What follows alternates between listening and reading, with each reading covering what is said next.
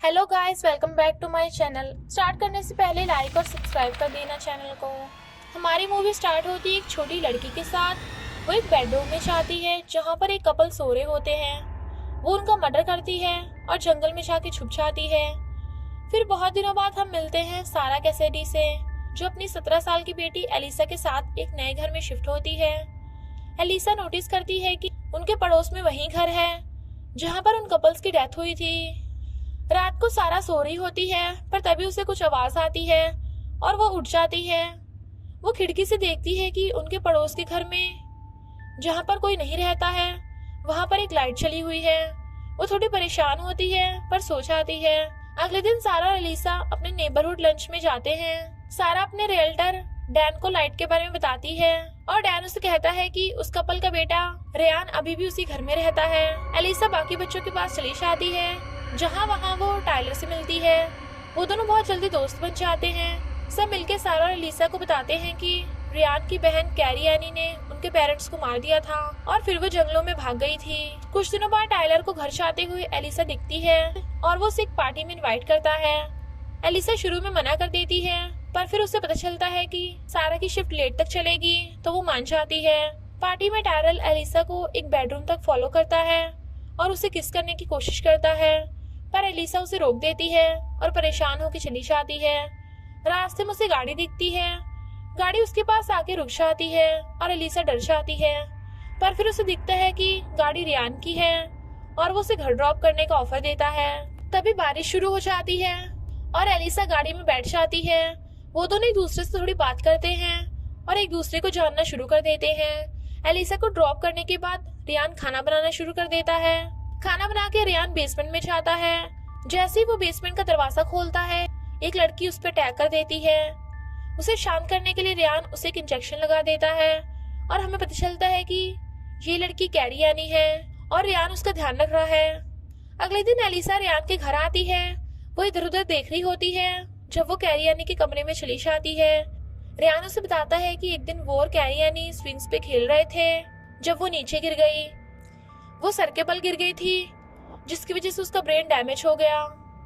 Brain damage की वजह से कैरी बहुत अग्रेसिव हो गई और इसलिए उसने अपने पेरेंट्स की जान ले ली थी।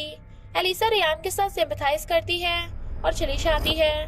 उस शाम जब रियान अपने लैपटॉप पे कुछ काम कर रहा होता है, वो देखता है कि कैरी बेसमेंट से छूट गई है और जंगल में जा रही है। जिससे पहले कि वो एलिसा के घर पहुंचे, रियान उसे पकड़ लेता है और वापस बेसमेंट में ले जाता है। उस रात सारा रियान को डिनर पे इनवाइट करती है। डिनर बहुत ऑकवर्ड होता है। सारा बार बार रियान को क्वेश्चन करती रहती है और एलिसा उसकी मदद के लिए उन क्वेश्चंस को अवॉइड करने की कोशिश करती है, पर रियान सारे सवालों के जवाब दे देता है। डिनर के बाद वो उन दोनों को थैंक करता है क्योंकि एक्सीडेंट के बाद से किसी ने उसे डिनर पे नहीं बुलाया था। अगले दिन एलिसा अपनी दोस्त जुलियन के साथ घूम रही होती है। जब उसे रियान दिखता है, वो रियान को उन दोनों को ड्रॉप करने के लिए कहती है और रियान मान जाता है। जुलियन को ड्रॉप करने के बाद एलिसा को सारा का फोन आता है और वो उसे बताती है कि उसकी एक और लेट शिफ्ट है। तो घर जाने की बजाय एलिसा रियान के साथ घूमने चली जाती है। घूमते हुए वो दोनों किस कर देते हैं और वापस रियान के घर चले जाते हैं। वो दोनों किस कर रहे होते हैं, पर तभी कैरी एनी वापस से बेसमेंट से निकल जाती है और इस बार उसके पास एक नाइफ होता है। कैरी एनी को देखकर रियान एलिसा को अपने घर भेज देता है और कैरी का पीछा करने लग जाता है। जिससे पहले कैरी एनी किसी को चोट पहुंचा सके, रियान उसे पकड़ लेता है, पर उसे रोकने के चक्कर में उसे कैरी एनी को मारना पड़ता है। वो उसकी बॉडी अपनी गाड़ी में रख लेता है और उसे दफना देता है। इसके बाद वो एक डाइनर जाता है। वो कैरी एनी की डेथ की वजह से बहुत दुखी होता है, तो पैगी एक वेट्रेस उसे फ्री में एक केक की स्लाइस देती है। घर पहुंच कर रियान एलिसा से मिलने के लिए कहता है, तो वो रियान को एक सिंगिंग कॉम्पिटिशन में बुलाती है जिसमें वो पार्ट ले रही है। टायलर को पता चलता है कि एलिसा ने रियान को किस किया है और उसे देख के गुस्सा हो जाता है। वो और उसके दोस्त मिलकर रियान की गाड़ी को तोड़ देते हैं।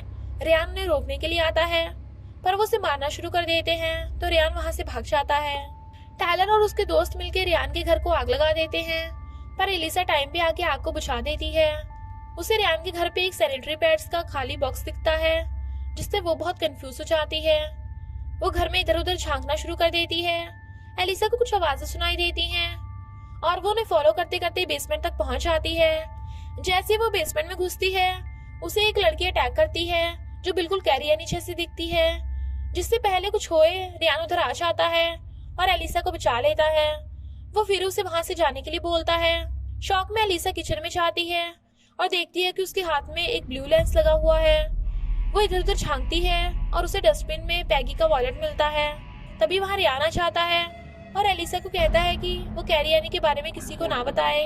एलिसा उसकी बात मान जाती है और घर के बाहर निकल रही होती है, पर तभी रियान एलिसा पे हमला कर देता है और वो बेहोश हो जाती है।